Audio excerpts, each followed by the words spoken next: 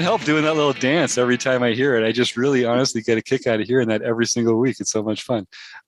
Thank you, folks, for joining us for another week of the Rec Poker podcast. If you don't know what Rec Poker is all about, first of all, it's kind of weird that you're tuning in, but I'm glad that you are, because you are about to learn about a great free poker learning community for folks like us that love poker. We love learning poker. We're encouraging and respectful with the other folks at the table, but we want to beat them and take all their chips. And we want to be the best damn poker players we can be.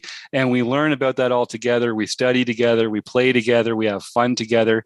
And we do it all here at rec.poker. And you can too. All it takes is an email address and a smile. So please come on by and get a free account. It's free because we've got great sponsors like Website Amp and the Running Aces Hotel, Racetrack, and Casino. We also have a premium membership where if you use the code RECPOKER to sign up, you can get your first month for only $5. But even after that, it's only $15 a month. That's 1-5, folks. 1-5, $15 a month. Can't go wrong with that. And I guarantee you that first $5 is the best $5 you're going to spend on poker training in your life. So come and join the panel here. I'm your host, Jim Reid. You can learn about me on Bluffsterini in the home game and pretty much everywhere else. If you want to go to rec.poker/crew, you can look up me and everyone else on the Wrecking Crew who I get to hang out with every week and talk about poker. But you can also just listen up because you're about to meet several Wrecking Crew members right here, starting with the one and only Chris Jones. Well, I'm Chris Jones. You can find me 5B5 on Twitter or 5x5 on the Poker Stars home game. I'm Keith Brandt, and I'm Monkey System everywhere. I'm Rob Washam, and I'm Rabman50 just about everywhere. I'm Taylor Moss. I'm Gopher Boy TJM in the home game and Taylor_Moss on Twitter. I'm Woody Adams. I play as Rocket Box on Poker Stars Pennsylvania. You can reach me at Woody Adams on Twitter. Right on. So like I said, I've got the best job in the world. I get to hang out here every week talking poker strat with this fine group. We're also joined by a couple premium members tonight, which I love it when and all our premium members are welcome. If there's a forum post that they're interested in, bring it to the show. Let's talk about it here on the air. Tonight, we've got John Kroll and Eric Anderson, two premium member stars of our forums who have been submitting great posts and hand histories and leaving some great replies as well. So I hope we get a chance to talk to them about the subject matter tonight. It is Monday night. We are playing in the Rec Poker home game. We're just coming out of a chats edition of the podcast on YouTube.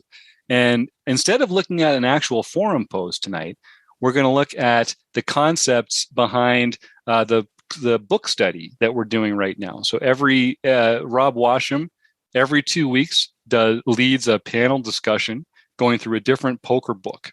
For the last little while, we've been starting Dara O'Kearney's Endgame Poker Strategy, the ICM book, he calls it. And the ICM was the theme of the month last month, but this was just too good an opportunity not to get together and talk about this crucial factor when it comes to tournament poker. So, Rob, folks can come and join you every 2 weeks to talk about the book study as you go through it chapter by chapter. You put these amazing slides and notes together, outlining what you're going to go through each week. And then if members haven't watched from the beginning or haven't joined from the beginning, they can go by the video archive and watch all the previous episodes, all the previous sessions that you've had with a great group of people here as well. So how's that been going? And what are you enjoying most about this particular book that you're studying right now? Well, it's been going great. We get a lot of response. We get a lot of members joining us each at first and third Wednesdays of each month, and so it's been very rewarding talking to the people and I'm definitely not the expert in any of these books. I'm reading it along with everybody else, so it's fun to be able to share our different viewpoints or different thoughts and things that we individually pick up in these books as we go through them. Yeah, and then we usually get the author to come and do a Q&A with our members at the end of the session. So we've done so many great books in this program. We've spoken to Andrew Brokus, Matt Matros. I've got a stack of these books behind me here that we could go through. Chris Wallace. Oh yeah, Michael Acevedo. It's quite a catalog. So at some point at the end of the summer, we'll probably get Dara back in to talk to us about this one. But you're just a few chapters in, so if folks want to get involved, now is a great time to go join the book study group here at Rec.poker. So we just thought it would be a good time to talk about ICM generally and some of the factors that might lead into us deciding how much emphasis to put on ICM. And my friend Woody reminded me in an earlier episode, we should probably start by just defining our terms a little bit. So when people talk about ICM, they mean the independent chip model. Now, that doesn't really tell us anything about what it means. Rob, what does it actually mean, ICM? Well, what it means is that the chips in a tournament are not one-to-one in value like they are in a cash game. In a cash game, they give you a chip and it has a denomination on it. And anytime you want, you can stand up, take that chip over to the counter and get the cash for it. In a tournament, it's a much different situation. So for brevity's sake, we'll talk about, let's say that's a 10-player sit and go. Everybody put in $100. The payouts are going to be 50, 30, 20. So you're not going to get all of that money, or let's say it's a $10 one and everybody puts in less. Yes, it's a $10 sit and go. The overall amount of money that's available is $100, but only the top 3 players are going to get paid. So that means the chips that you have in front of you are, if everybody has the same stack size, the chips are worth the same. They're all 1-to-1. But the minute the chip stacks change, the amount those chips are worth in true dollars changes. And that's what the independent chip model is tracking. So one thing that people don't understand, I think, about ICM that Dara pointed out in the book was that ICM is a factor right from the beginning of the tournament. A lot of people think about it on the bubble, on the final table bubble, but that is a factor that should be affecting all of your decisions throughout the tournament because your chip values change. And Rob, so you're saying that if I play a 10-person sit and go and I win 100% of the chips and win the tournament, I don't win 100% of the money? That is correct. Well, that just stinks.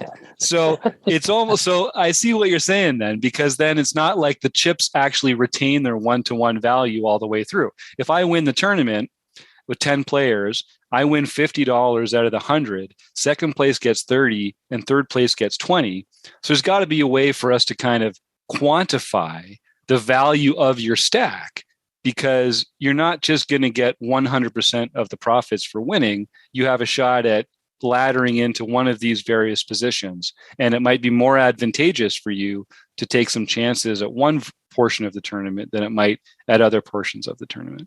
Correct. So, and people talk about like the chips that you lose are more valuable than the chips that you could gain back. That's a little counterintuitive, but what Dara says in his chapter 2, ICM in 30 minutes, is losing hurts more than winning feels good. and we all know that from an emotional standpoint. Just when you lose a hand, it really hurts. And sometimes you win a hand, you just go on to the next one and say, well, I should have won that. Mm-hmm. Right. So that is even more so when it comes to the chips. The last chip that you have in your stack is worth more than the upper chip. So if you have 100 chips, the first 99 are not worth as much as that last one. Because that last one, when you give that up, you're not in the tournament anymore. So that's a very valuable chip. That bottom one. Exactly. So the more chips you have, the less each chip is worth. It's a good way of thinking about it. Yeah, what do you just want to sort of, because that's like a concept that the last chip that you have is more valuable than your entire starting stack, right? But like, as far as a player is concerned, like, don't try to play the game just to save your last chip. I don't think that's what we're saying either. I don't think that we're saying like play super risk adverse when you have, up until your last dime, right? That's not necessarily what we are saying here. Yeah. And I like what Rob says about how ICM is a factor even at the very beginning of a tournament, because ICM is always a factor. The question is, how much of a factor is it? How much weight should we be putting on it? And I think what we'll find out today is that at certain parts of the tournament, it's very important. We should be putting a lot of weight on it. And at other points of the tournament, while it's a factor, it's not quite as important as some other aspects about it. In general, what he's saying is when he talks about losing hurts more than winning feels good, is that in practice, it means shaving the bottom of your range. When you're playing hands that you would play, say, in a cash game, you might take a few pips and not play those hands in a tournament because of the ICM factors, because those chips are not worth the same as they are on a one-to-one basis. So losing hurts more. So if you lose those chips, it hurts more than the one-to-one relationship in a cash game. In a tournament, they're worth more. So you need to shave a few pips off of those, off of your range that you may call with, or make some, whatever action it is that you're making. You might want to do it a little bit tighter in a tournament. Yeah, and how I always think about ICM is because it's essentially like an old horse racing method that was then adapted into poker. But like really what it is like, what's your odds of like finishing in each of these spots?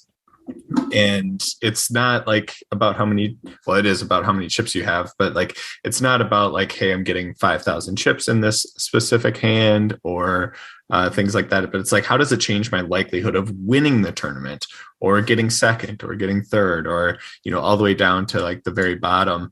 Because then, you get knocked out, then you're out. So that's the way I always think about it, is like, how does this change my odds of winning the tournament or finishing higher in the tournament? So one of the big things I think that always comes up is like, hey, you're on the bubble. How much ICM pressure are you under? Well, what's the bubble? Is it this heads up or sit and go that Rob was talking about? It's a, top 3 get paid and we're 4 people left. Well, if I win a lot of chips, that drastically increases my chance of winning the tournament. So ICM doesn't really impact us all that much. Am I instead in a 300 person bubble where one of them is going to get knocked out, but then if I win, like I'm not really that guaranteed to get first. So the ICM factors like change depending on all those different situations. So that's how I always try and think about it, is like, how does this change my likelihood to finish higher in the tournament? And what Dara says about bubbles, ICM is the most extreme on the bubble, which is between not getting paid and getting paid. And then the final table bubble. So going into the final table where the payoffs really start to ramp up, going into that final table, that's the next most extreme bubble factor. So even though ICM is present throughout the whole tournament, there's certain points in the tournament where it becomes even more extreme. I mean, ICM is present, but it becomes very extreme in those 2 spots, the bubble and the final table bubble. Okay, Eric? And well, to continue with that, it's the size of your pay jumps makes a big difference too. That's why the exact bubble is so big, is because you go from 0 to min cashing, which is usually the biggest jump. Until you get to the final table, and then you get the real big jumps. Yeah, but that's a great point. The difference between nothing and something is pretty big. Yeah. But if you have a really flat, slow payout structure and you only win $3 every time you ladder up, ICM isn't as, I want to make sure that's right. ICM isn't as big a factor, right? Or is it more of a factor? No, I think that's right. Flat structure, it makes it more of a factor, probably because the lower payouts, like right after the bubble and stuff, there's higher payouts, like on ACR where the min cash is actually 2 buy-ins, but like in a very steep structure where, say, first place is getting a third or a half of the prize pool, it's less of a factor. And so we're talking. It's kind of counterintuitive what Keith just mentioned, and this is something we found when we were talking about it, that a flatter structure is actually a more extreme ICM has more extreme ICM factors than a steeper structure. And is that because there's less benefit to getting in first? So there's Correct. so even though the other values are all the same, if you think about a scale, and it's like, okay, on this side is I want to stay in the tournament, and on this side is I want to get in first. When first place is a really big prize, getting in first, that has a lot of value. When getting in first doesn't have that big a prize, its value doesn't stack up as much to the value of remaining in the tournament. So it is counterintuitive, but it does make sense because it's just there's not as much up top to make it worth risking more than you would otherwise. And we do talk about risk a lot when we're talking about ICM because it's the likelihood that you're going to bust or the likelihood that you're going to make a certain position in the tournament. So we often talk about it in terms of whether we're going to call or not, or whether we're going to like open a hand or not. And, like Rob's saying, typically you want to shave a few pips off. So if you're in a space where, well, maybe I'd open Jack 8 suited here. Now I'm only going to open Jack 10 suited because I just don't need to include those. The variance of those bottom of my range hands are not going to make enough of a difference for me now.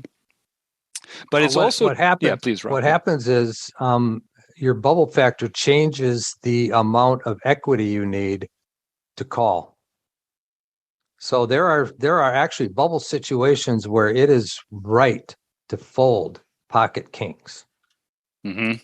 There are situations where it is actually mathematically correct to fold pocket kings. I don't know how many of us in real life can actually do that, but I know in a lot of the bubble situations I've been in, especially playing online, most people don't have any clue what ICM is because when they show up with the hands they show up with, it's like, what in the world are you doing? That is ICM suicide. So interesting. Yeah. Well, you can also fold pocket aces, like in your situation with the sit and go. If there's 4 people left and you're in the big blind and the other 3 guys all go all in, you're in the money. Yep. And aces only win 81% of the time. So it's smarter to fold those aces than to lose 20% of the time. That's right. And it wins even less often multi-way like that. So that's a great point, Eric. You can't. Yeah, John? I had an epiphany in reading this book, and the idea that the bigger your stack, the less valuable each chip is. And so when Rob was just talking about equities, I thought about this in a different way. And I said, okay, if I've got the small stack and each one of my chips is worth $4, and the large stack, his chips are worth $1 a piece. Well, if I'm going to put in a chip, I'm putting in $4, he's putting in $1. That drastically changes the pot odds. And therefore, I'm going to want to have 80% equity to be able to put $4 against $1. And Dara goes into very deep detail and many, many tables and charts and shows just how much equity you have to be making some of these calls. And sometimes it's ridiculous. And as someone just pointed out, well, maybe aces only wins 81% of the time. There are times when he's saying you need 75 or 85% equity to make that call based on the value of your chips versus the big stack chip. I found that so enlightening. I'd never thought of it before. Yeah, it's a great point. And we've talked before also about sort of like the risk premium, which is a way of like adding extra equity to what you would need to call. And sometimes it can be more than 100%. So it's like, if you're in a situation where that is the case, yeah, you should be folding aces and folding kings, and just like we talked about before, let other people make bigger mistakes in the tournament, and you can kind of benefit from them making those errors. You talk about risk premium. In the book here, he calls it the bubble factor. He got that from a book written, probably 13 years ago now, called Kill Everyone. Yeah. By Lee Nelson and a few other people. and they first introduced what they call the bubble factor. And it's funny because I read that book a long time ago, and it went right over my head. I had no idea what they were talking about. And so when I saw him reference that in the Endgame, I went back and looked at the book, and then it made a lot of sense, because now reading this one and talking about it. And so then Michael Acevedo calls it risk premium, which is exactly the same thing as the bubble factor. So there's a lot of different terminologies for it, but the risk premium basically tells you what equity you need based on the ICM situation you're facing at that moment in time. Now, to get specific, you need an ICM computer or solver, like a ICMizer, which is you can get free ICM solutions. But you need to have that to really figure out what the true bubble factor is. So as humans, and we talked about this before, we're never going to be able to play GTO. So what we need to do is just understand that there is a bubble factor. We're never going to know exactly what that bubble factor is, but we know that it exists, and we can take other factors and make our decisions based on that. For instance, a flatter payout, that means the bubble factor is going to be higher. Your equities are going to be higher. If there's a micro or a mega stack at the table, it changes everybody else's ICM factors or bubble factors or the risk premiums of everybody else at the table when there's a very, very short stack or a very, very big stack. If there's a very, very short stack, nobody with a medium or big stack is going to want to go out before that short guy goes out, because he's good. He's just destined to be leaving next. So if you leave before him, that's ICM disaster. That's what I see a lot of times when I'm playing certain tournaments. I see two big stacks get in because they have a couple big hands they want to play, right? And they get in, and a medium stack goes out, and there's a guy sitting there with one big blind who's going to be on the big blind the next hand. Mm-hmm. It's like, what are you doing? Then the other one, when there's a mega stack at the table, somebody that has 3 times more chips than the next person, everybody else is playing for second at that time. So their ICM factors become more about playing for second than it is trying to get that win, which again is counterintuitive, because a lot of people, when they see that big stack, they want to go after him, because the only way they're going to win the tournament is if he goes out. And they go after him, and they're committing ICM suicide.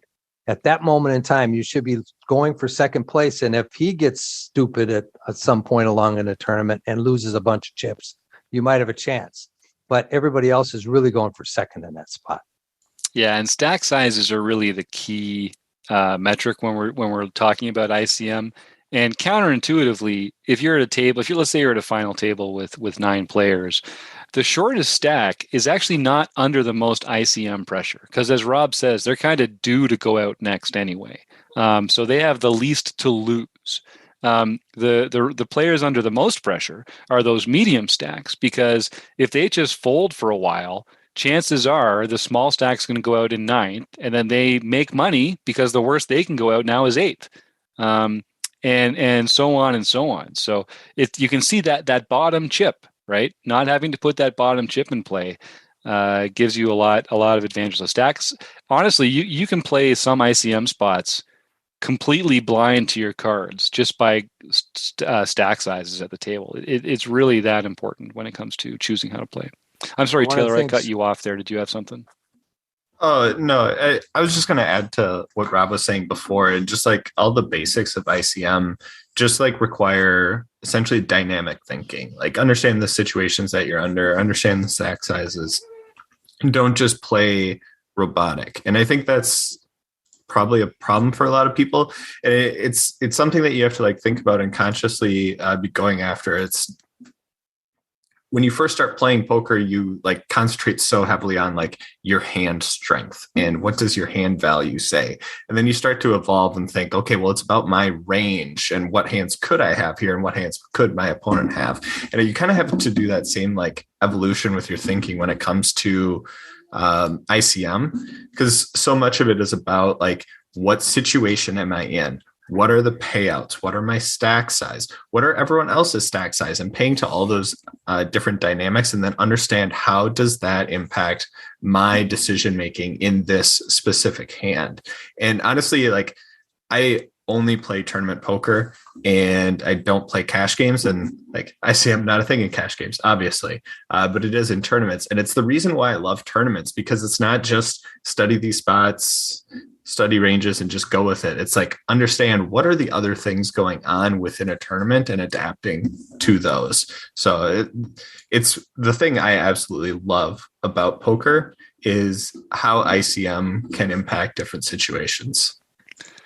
There's two things I just want to jump on here that I got reminded of from this conversation so far. So the first is, don't make my mistake and just think that because you're the short stack, you should just be getting it in all the time now. So you don't have to go into full Bluffsterini mode here, because even the short stack, let's say you're in a 9-handed tournament and one player has a really big stack and there's a bunch of middle stacks, and then one player has a really small stack.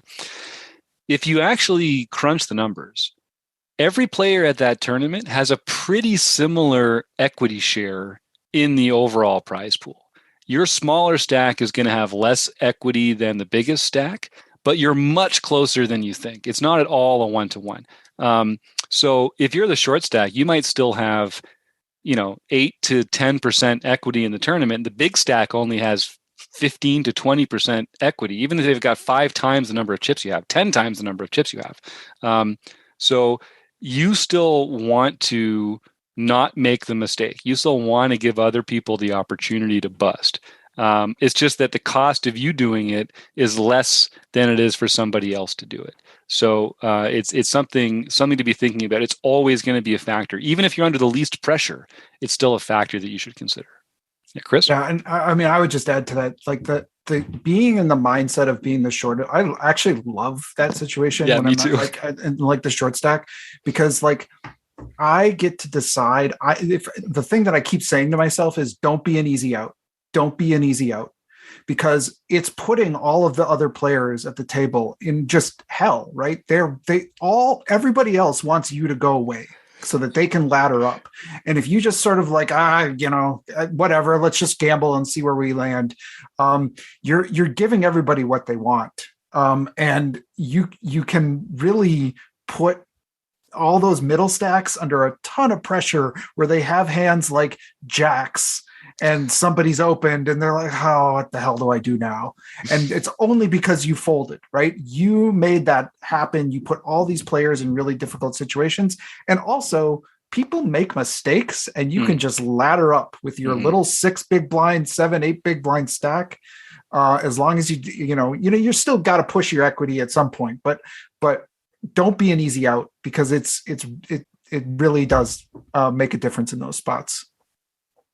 Dara talks about play tighter as the shortest stack. And he gives an example in the book of one of the first tournaments that he ever played in, actually.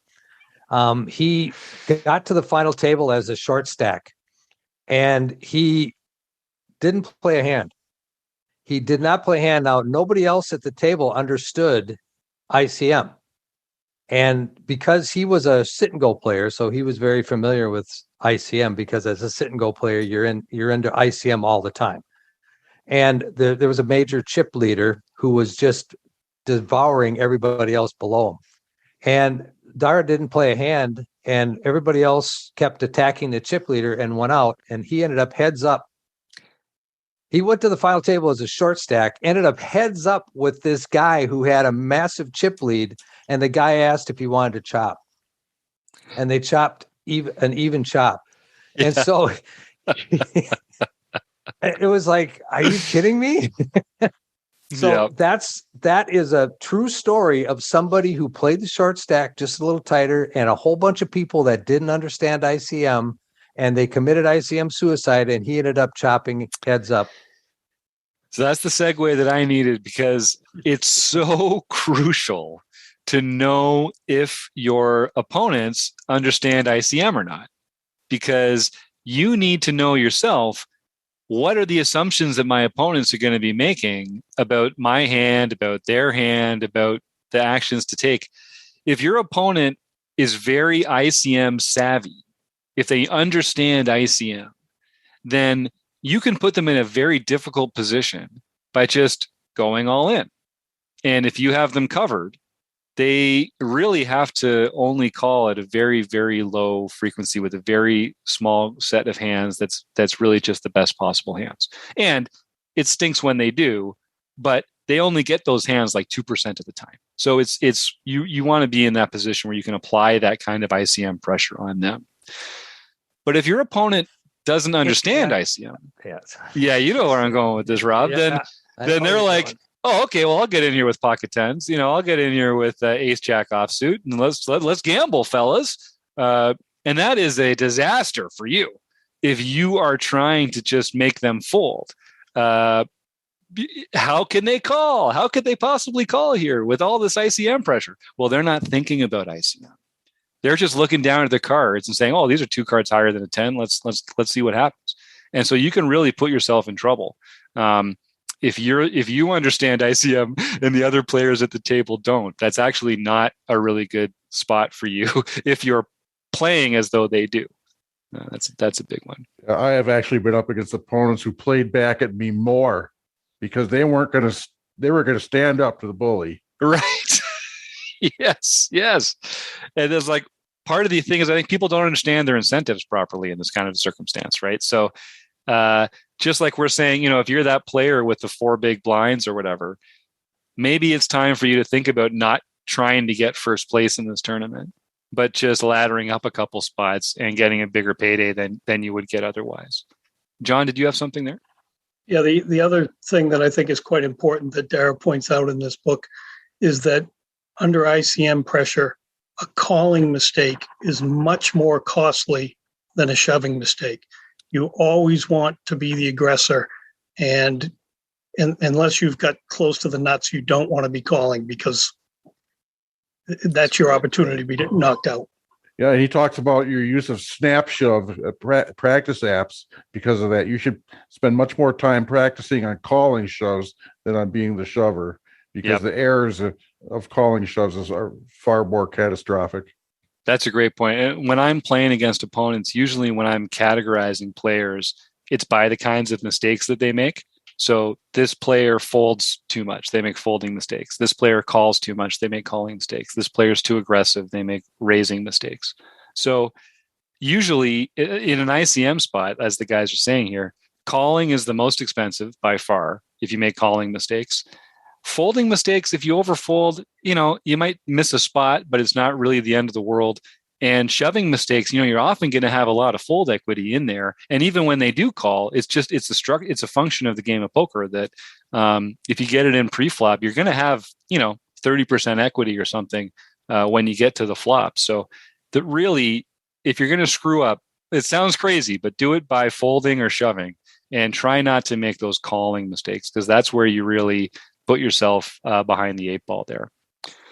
So let's just talk about that a little bit, and then I think we'll roll on out of here. So let's say our opponents do understand ICM, and we know that they do. How are we going to make their lives more difficult, Rob? Is it going to be, and like by pre-flop, I could see that just be by going all in. Maybe when they're like, you're in the small blind, they're in the big blind, you've got them covered. But I think also post-flop, you get a chance to just kind of put them in uncomfortable positions, right? Well, who covers who is very important. Mm-hmm. And beyond who covers who is even when your stacks are very similar, even if that person covers you by just a few big blinds, you're still putting a lot of pressure on him. Because if you get into battle with that guy and he loses, now we switch places, right? Mm-hmm. So if you're the short stack, you play very tight, and the people that you're going to target when you are going to play are going to be the players that are just above you in chips. As a middle stack, you can attack the shorter stacks. As a big stack, you can attack everybody. But here's something: you don't necessarily want to bust out the short stack. Great point. When you're the big stack, because as the big stack, you put a lot of pressure on the medium stacks, and especially if that short stack is still there. because they're wanting to stick around until that short stack is gone. So it gives you a lot more playability. It gives you a lot more, fold equity, right? Because those medium stacks are not going to want to get involved with the big stack. So those are the types of dynamics that are at play. So it's very, you have to pay attention to your position in relation to the big stack and to the short stack, because that's going to inform how you are going to be able to play that tournament in that ICM environment.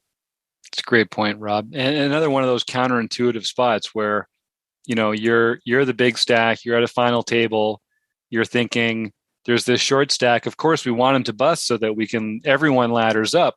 But actually, it's the other players that really want him to bust, because they're the ones that have to ladder up. You're sitting there with all these chips.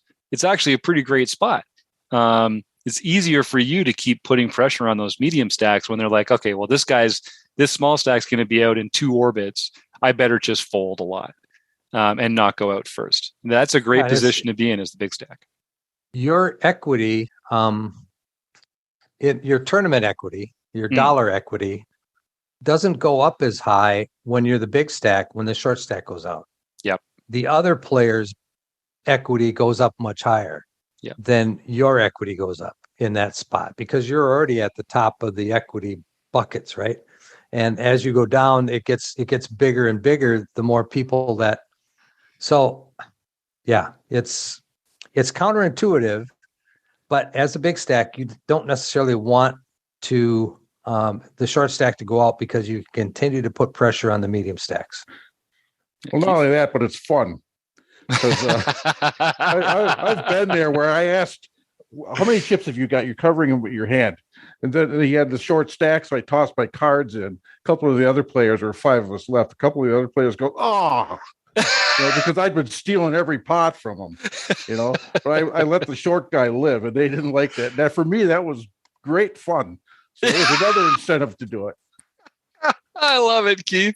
That's great, man. I love it.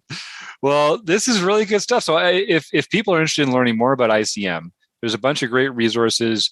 Obviously, we'd love it if you took that plunge and used the code rec.poker to get your first month of premium membership for only $5. In a month, you can watch a lot of the old videos that we've put out of these different sessions of the book study that Rob's doing every 2 weeks. We've got a couple other. Dara O'Carney visits every month and does part of our here. Well, Chris, yeah, you can. Yeah, I was just going to add, if you are a premium member, go tune into the April seminar where Dara actually looks at one of our rec poker hands and does a full ICM analysis of it. We were simulating the Venom final table amongst the players, and it was a really interesting spot. So it's worth a look. Mm-hmm. And it's a hard thing to practice playing final tables or simulating ICM pressure, but it's not something you want to be thinking about for the first time when all the money's on the line. So it's a difficult thing to practice. It's a difficult thing to study. It's a difficult thing to apply. But I do encourage everyone to do some thinking about ICM, whether it's as the short stack or whether it's as the big stack or whether it's as the medium stack.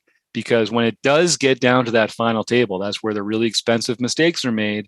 And you don't want to be feeling stupid doing something that you could have just flipped to the back of the textbook and found an easy way to avoid it. So, but the big key is if you're a medium stack, just don't go messing around with the big stack or the other medium stacks. You just play tight is right, be tight and aggressive, and let other people make the bigger mistakes or the mistakes more often so that you can ladder up and make some dough. Eric, was there something else you wanted to throw in at the end there? Yeah, one of the beautiful things about ICM is it's just getting connected to the solvers, and ICM is not GTO. So if you can stay up on ICM, you're going to be ahead of the crowd. It's still evolving. I don't think ICM today is going to be the same as ICM 5 years from now.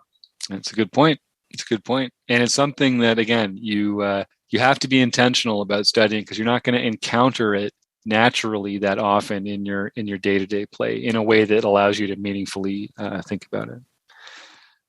All right. Well, This was a really fun conversation. I would like to thank Taylor, Woody, Eric, Keith, Rob, Chris, and John. Of course, Website Amp and Running Aces Hotel, Racetrack, and Casino. Steve Fredlin for making all this happen. And you, the listeners, thank you so much. We'll see you next week.